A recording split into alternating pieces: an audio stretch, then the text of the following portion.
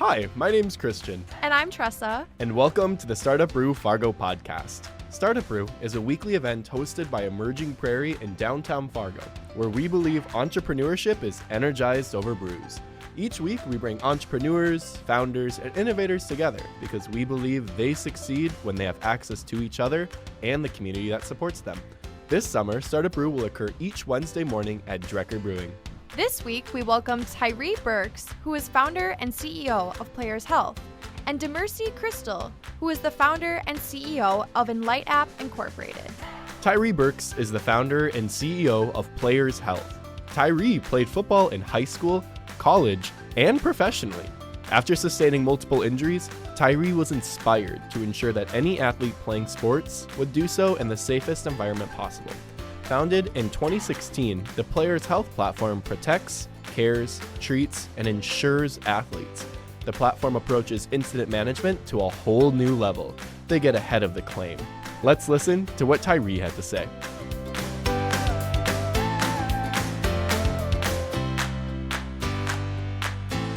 Thank you. This crowd is amazing. I really appreciate the opportunity to come. Joe and Troy, thanks for inviting me to come. I love sharing our story here at Players Health because it really means a lot to me. I'll share a little bit about my background. As she shared, I was born and raised on the south side of Chicago. And where I grew up, you either did two things after school. You either were in the streets or you played sports. And I played sports. I used to walk past this wall on my way to school every day. And this wall was a reminder and an obstacle for me because it had all the names of the kids that lost their lives to gun violence. And I had a constant fear that one day I was going to end up on this wall. But sports was really a safe place for me. I grew up with three other guys. There's four of us. We hung out every day from third all the way to our high school years. Today, two of those guys are no longer here, and one just finished doing a 10-year bid in prison. I was the only one to find sports. Sports saved my life.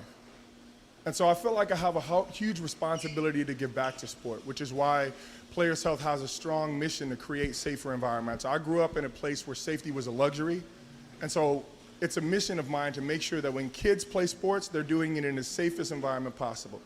I started Players Health about 7 years ago. Before that, I played professional football for a number of years, and I had a ton of injuries throughout my career. I had 3 bulging discs in my neck. I ended up tearing my hamstring off my tibia. And when I decided to hang it up, I started to volunteer and coach. My son at the time, he's 16. At the time, he was like 9, and it's crazy. But I started to see that the priority of health and safety had not changed since I last played. And we wanted to focus on changing that. So we created a risk management company initially, where we tracked injuries on athletes, where we manage all of the abuse incidents, emotional, physical, sexual abuse for sports organizations. And that was really our foundation. 3 years ago, we launched an insurance company. So basically what Players Health does is we use all of this data on how we support organizations with creating safer environments, and the more they engage in those risk management tools that are free for them, the cheaper their insurance becomes. So we think of us as a Drive Safe program for sports organizations. Today, we support over 50,000 sports organizations. We credential, we do background check, abuse awareness training, concussion trainings on all of our coaches that go through. This year, we'll credential 180,000 coaches. We investigate over thousands of abuse incidents, fortunately and unfortunately. Abuse is very prevalent in youth sports. We investigate those as a third party on behalf of our organizations. And I'm proud to share that the impact that we have on youth sports, and that every day our mission at Players Health is to create the safest and most accessible environment possible for athletes to play the sport that they love. This year in February, we had our Series B financing. We raised $30 million. To date, we've raised over $40 million to support this mission. This is a mission-driven organization, and really appreciate it. And the mission has really carried us forward. Where we're going, I think a big focus for us here at Players Health is to make sure that when these kids come into an environment, I always talk a bit about the transaction between sports and kids. We all are either parents or we've coached, we've done something like that, but we want to deposit good things into our kids. We want to make sure that things like motivation and inspiration, everything that sports gives us, we want to make sure that we're only depositing those things And what we've learned is that there are environments that they come in where these things may be taken away from them. Well, depending on the trauma, depending on the time in which these things are taken away from them, these kids may never get that back. Our focus in Players Health is to make sure that the environment that they come in only deposits these things into them. Everyone in our company, and I'll end with this, has their own personal mission statement. Yes, we have our company mission statement and our company vision, but I am a firm believer that you show up every day because you're motivated personally to change the world. So I'll share mine with you. As a father, as a husband, as a Christian, and as a leader, I co-create a world of love, acceptance, and safety. Now, I do that by courageous leadership, empathy, and using my voice. I'm using my voice today, sharing our mission and our story with you. And thankfully, I'm allowed to be on mission today because I'm able to share this story. And I really appreciate you guys for the time today. Thank you.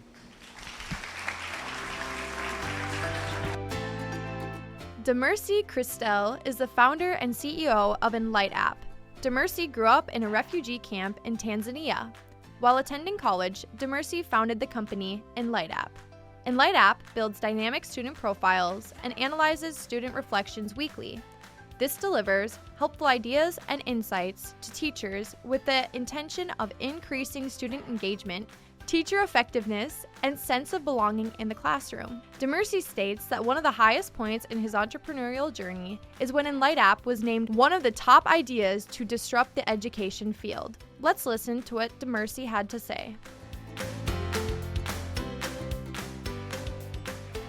Good morning, Fargo. I missed you guys.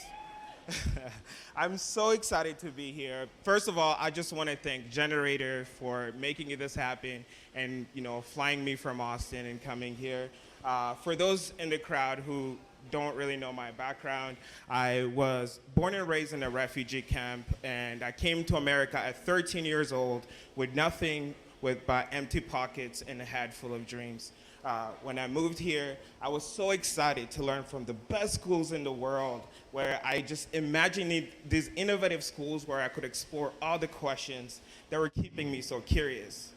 But instead, I found a struggling system full of disengaged students and teachers who want to make a difference, but don't really have the capacity or the means to serve their overcrowded classrooms full of diverse groups of students, each with their own interests, challenges, and opportunity to actually make their impact. So I come to you today to tell you a story about my journey starting from high school, actually. On May 11th, this is a day that I would never forget. Actually, I was talking to my counselor who I went to, and I said, you know what, I feel and I see that a lot of my students, or my fellow students, are falling through the crack. They're bored in school, and I am going to be that person that's going to figure out how to fix that problem. From there on, I went to my counselor and I told him, I want to do this. And I did that because I had Jake Jornstad, and I don't know if he's in the crowd here, but he was at my high school and he talked to me about what entrepreneurship was. And from there on, I was able to take that mantle and said, I'm gonna be the one to come in and be able to actually solve this problem. From there on, I've been on this stage twice now, and here today, I'm here to announce that we have made great strides, and I'm really excited to share. So last year, I was able to actually get an opportunity to get into Techstars, and after Techstars, I was able to raise a little round, and right after that, we were able to actually attract some of the most biggest talents in the country to actually join our mission. And from there on, right now, we are essentially planning to be launching our product into some of the world's top schools. And right now, one of the biggest things that I really wanted to come talk to you guys about, especially if you're an entrepreneur, please apply to accelerators. Accelerators was one of those things that for me was the thing that I actually used secretly to apply because they asked the hardest questions. So I was applying to just a bunch of startups, as many accelerators as I could, to be able to actually get asked those tough questions that were actually helping me, take my business to the next level. And so when I started doing this work, one of the biggest things that I started to learn was my obsession with this problem. So as an entrepreneur, when you start, you kind of just, your solution is kind of the biggest thing. You come up with a solution and you're really, really excited about it. And last year, I had one of my biggest pitfalls. Our product didn't work. And after our product wasn't working in schools, I had the biggest task of saying, you know what? I don't know, like, I'm really passionate about this problem, and I'm going to figure out a way to fix it. So we literally had to start from scratch. And by starting from scratch, I was able to learn one of the biggest lessons that entrepreneurship has taught me. It's not about the solution, it's about the problem. And the problem always stays the same, but the solution can be changing as you essentially continue to iterate. So today, I'm really coming here on stage to let you guys know that we're planning to be raising a new round. We're raising about $1 million. We have brought in, like as I was talking to you guys earlier, we brought in very top talent. And one of the talents is a CTO who was my Techstar advisor who actually built the US Census database, which is nuts. And then the other team member that we're able to add on to our company, her name is Gener8tor Washington. She's one of the top educators in the country who have been essentially doing this work for a very long time. And so what we've been able to figure out is that schools are failing our students because they don't actually understand the diverse student populations and the challenges that those students are having. And we're able to actually solve that problem because now we essentially have allowed the teachers to be able to make an impact by getting to understand who their students are, where they come from, and the impact that they want to make in the world. Our student profiles started when I came on this stage for the first time, were very static. Now, the teacher has the means to be able to actually learn their students throughout the year, so it's not just on the first day of school. So imagine if a teacher knew their students just like YouTube knows their audience. That's where we're trying to get to, because the way that Gen Zers are engaged through TikTok, through YouTube, is that these organizations like YouTube and TikTok are really good at getting to know their audience. And so our goal at Enlightapp is to be able to allow teachers to actually understand their audience as good as the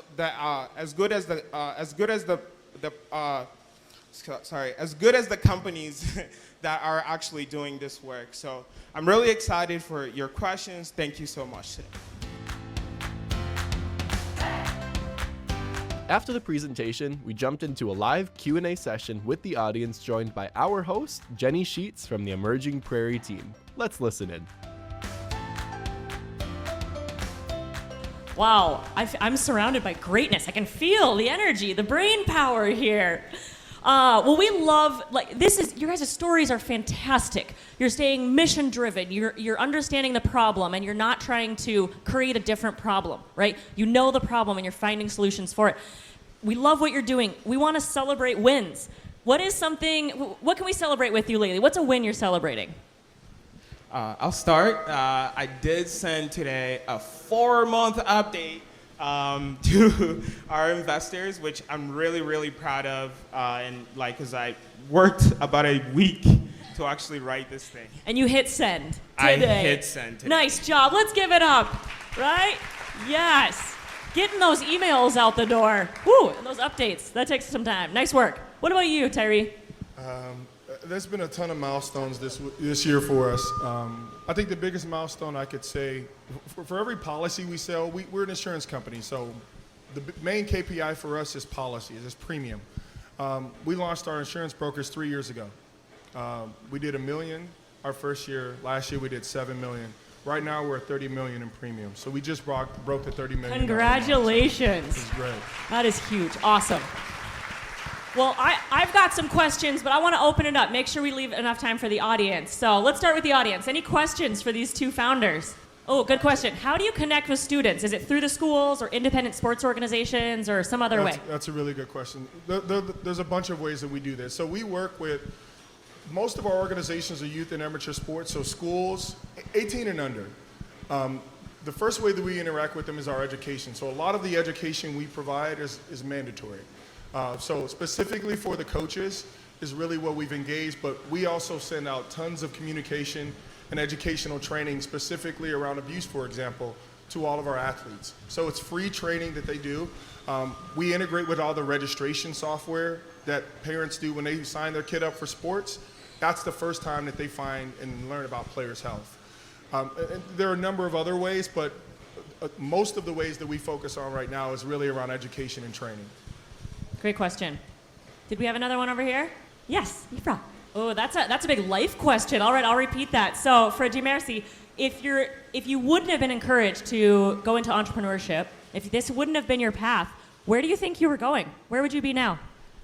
You know, it's actually funny because when I hopped on stage first time at 1 Million Cups, my family was planning to move out of Fargo. So I was planning to go into business still, but I had no idea where, like, by the way, I didn't even know where, like, what kind of major or anything that I was going to be doing. So I believe that, like, you know, if I didn't have the counselor who was able to actually push me to go do that, I think I'd be working for someone right now. I think that entrepreneurship spirit is with you, though. And like, it can be taught and it can be learned, but once you have it, it's kind of hard to get rid of it, right? It's like being an artist. You just have to do it in some capacity. So proud of both of you for sticking with it. Do we have any other questions? Tyrre, I've got one for you. So this big race, you've been fundraising a lot, like having huge success. What advice do you have for a founder who is maybe looking to fundraise for the first time? There's a lot, but I think to keep things simple and something you can execute on, I think understand, be real about the stage that you are in your company. I think when I first started fundraising, and not let the goal be to fundraise, but know why you want to raise the capital. And I think I didn't have that understanding in the beginning. I was raising capital because I thought that was the next inevitable step for me. It was really around finding product market fit, building a real business. That's the number one objective. You build a real business, whether you raise capital today or you never raise capital, you now have a sustainable business that you can grow. And so know why you want to raise capital, what are you going to use the capital for, and then make sure you're talking to the right people. Me being an athlete, fortunately, I was able to get into rooms that, you know, normal folks wouldn't get into on their first kind of fundraise, so to speak. And I kind of tanked those meetings in the beginning because I got there too fast. I started having conversations with Series A, Series B investors, and I haven't generated $1 of revenue, and I haven't really found product market fit. You only get one chance to make a good first impression. So make sure that when you get that first chance, that you're ready and prepared for it and you know exactly what you want to do and why you want to do it. You're going to be a lot more successful in your fundraise at that point. That's great advice. DM, do you have anything you want to add to that? Yeah, one thing that I would really add to that is just, like, you know, it's going to be a grind. I've had one of my friends pitched around 230 investors and one said yes. So it's pretty much a grind, but it's really like what he said, and I would really emphasize on that. It's about finding the right people that believe in the mission that you're working towards, because especially like on the early stages, you don't want to just like take in like investors who don't believe in your mission and don't believe in you, because you're essentially marrying these people for 10, maybe 13, 15 years of you running this company. So it's really important for you to be able to actually pick. And then also the other thing is, it's not just you going and, you know, begging an investor to give you money. They also have to show you that they could actually provide value to you, especially at the earliest stages, beyond just the money that they're giving you. So one of the biggest things that I'm really fortunate about is our investors are very hands-on. So where, you know, I can call them if I have a problem, you know, especially right now we're starting to fundraise. They're very active right now, putting together lists and making some intros. So I would say it's not just one way where you're going as an entrepreneur to go beg for money. It's like they also have to provide that value, because you're the one that's going to be in the trenches grinding every day. Great advice, great advice. I hear a lot that bringing on an investor is like almost getting another spouse. Right, it's a relationship. Do we need like a Tinder for investors? No, scratch that idea. That was a bad idea. There is one point that I think is really important to share. Your first institutional check, The day you take institutional capital, you've signed yourself up for rapid growth. That is the only way you're exiting that company. Either you give up or you're growing. So the clock starts and it never stops. So you've just decided the day you take a Series A or a seed round of financing, the next 18 months, unless you get to profitability, which is the goal, you're fundraising. And you're never not fundraising as a founder. So make sure that that's the business you want to build, and that's the journey that you want to take, because as soon as you sign that check, that's what you're on. Great advice. And I'm sure if any of you have questions, they're more than willing to answer anything about fundraising. But yes, sir. I have a quick question for you, right? As a fellow entrepreneur, one of my Bibles, if you will, is the E-Myth by Michael Gerber, right? In this book, he talks a lot about systems.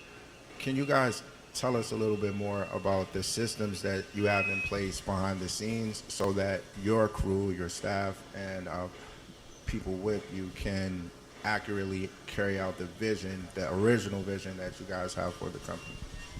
That's a great question. So about staying consistent with systems. Do you guys have systems in place for your teams? That's a really good question.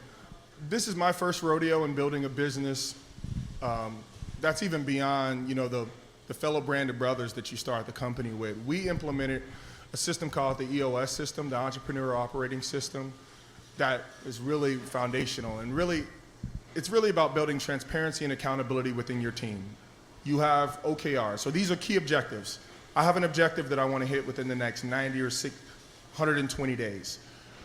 Within those objectives, that objective could be, I want to be the top 10 carrier in the US. That's the objective. That's the hairy, audacious goal. What are the key results that drive to that objective? So these are things that these are metrics that you're going to follow. Within those key results, you're going to have a set of initiatives. Who's owning those initiatives? What is the timeline for those initiatives? And then how are you building consistent tracking to make sure that you're hitting the initiatives to make sure that the metrics are being hit to hit the objective? And then you rinse and repeat weekly, monthly, quarterly, yearly. That's a great system. Not only does it add accountability, but it also makes people proud to then hit those goals, right? Awesome. Dieumerci, what about you? Awesome. So I have a team of 4 people, and just like he said, I'm really just immersing myself in learning. But one thing that I was able to create is what I call the 80-20 morning. And so every morning with our team, we essentially sit down and we're able to actually look at what are our top priorities based on our long-term vision. We actually work backwards. So we start with a long-term vision, and then we work backwards, and for 6 months. So we do a year, and then we do 6 months, and then we do 3 weeks, and then we do 1 week. And then from that 1 week, every day in the morning, we do the 80-20 rule, where we look at I think a lot of people know what the 80-20 rule in here, but we essentially prioritize the things that we need to do that day, and then we start executing on it. And then on Fridays is when we essentially sit down for about 2 hours with our team, and then we go through all the things that we essentially did, and then the things that we didn't do, and then that carries on next week.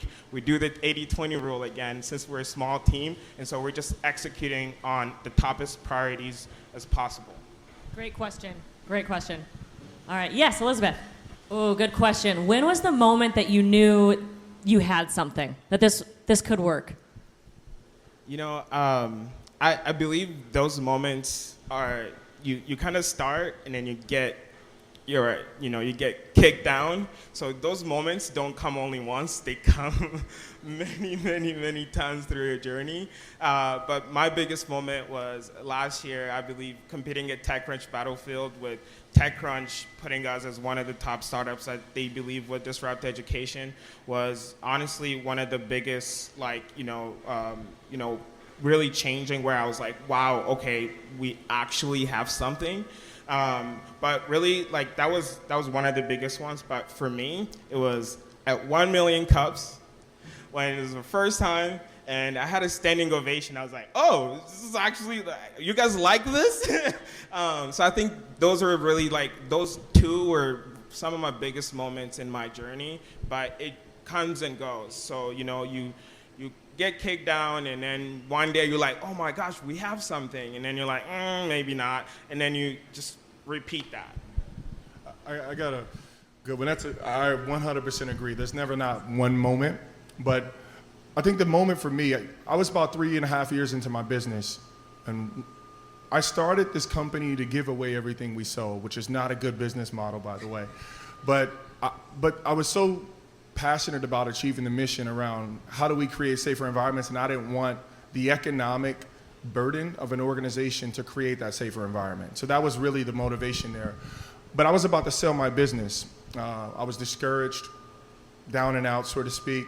And I talked with Joe and Troy, and they run the On-Ramp conference. It's an insurance conference. There's a bunch of different type of conferences, but the On-Ramp Insurance Conference was an opportunity for me to tell a new story of Players Health. Up until this point, all we did was risk management.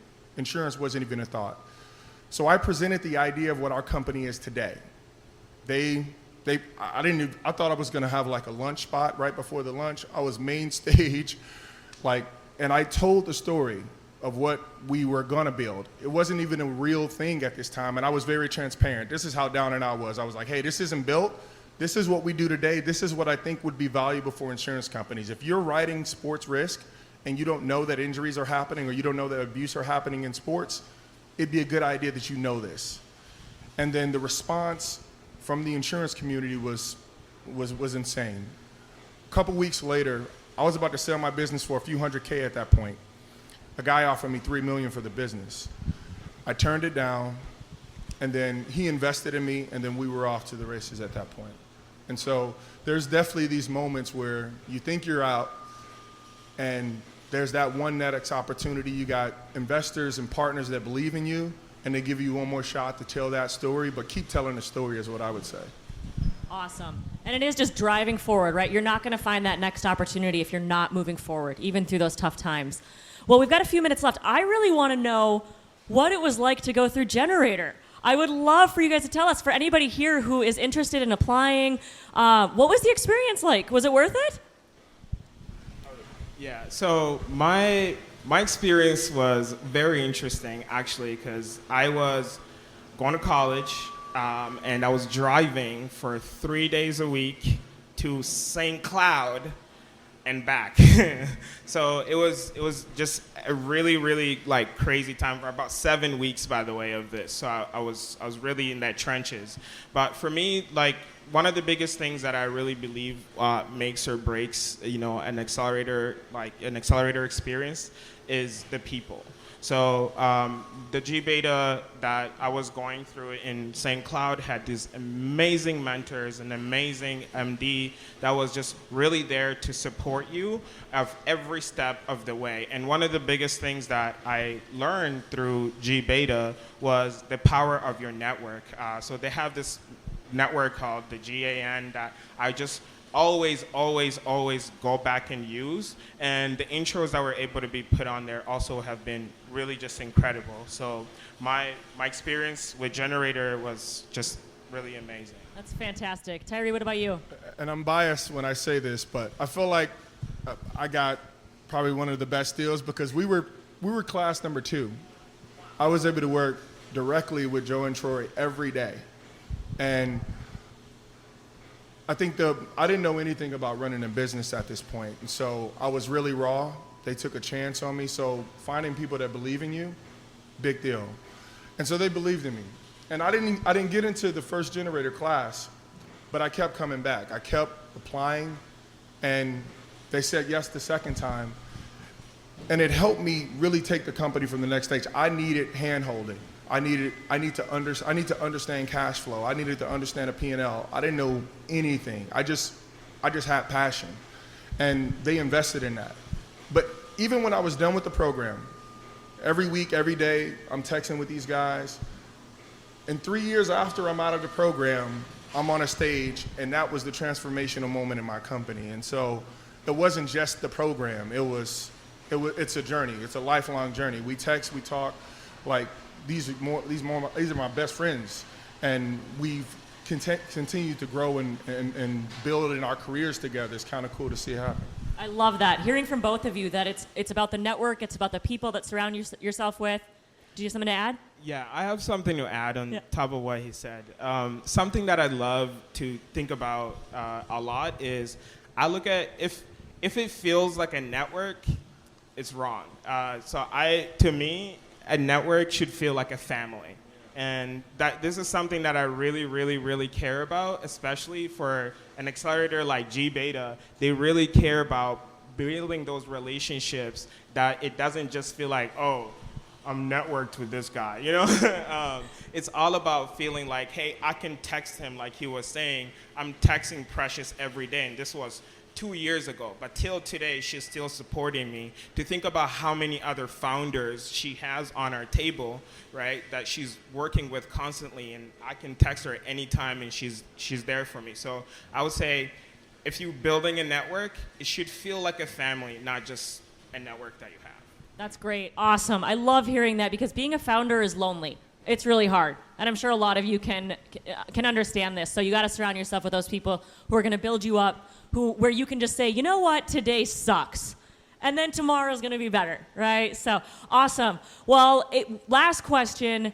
Your family is here. I hope this is your new Fargo family. DM, welcome back. This is your Fargo family. What is one thing we can do to support your work? We are raising money. Please intro us to investors that would love to back our mission. Awesome. An introduction to investors right over there. What about you, Tyrre? Quick show of hands. Who has a kid that's playing sports today or you coach? Tons of hands, right? Yeah. Introduce those sports organizations to Players Health. Awesome. And what's the website for both of you? PlayersHealth.com. Enlightapp.com. Let's give it up for our speakers. Thank you guys so much.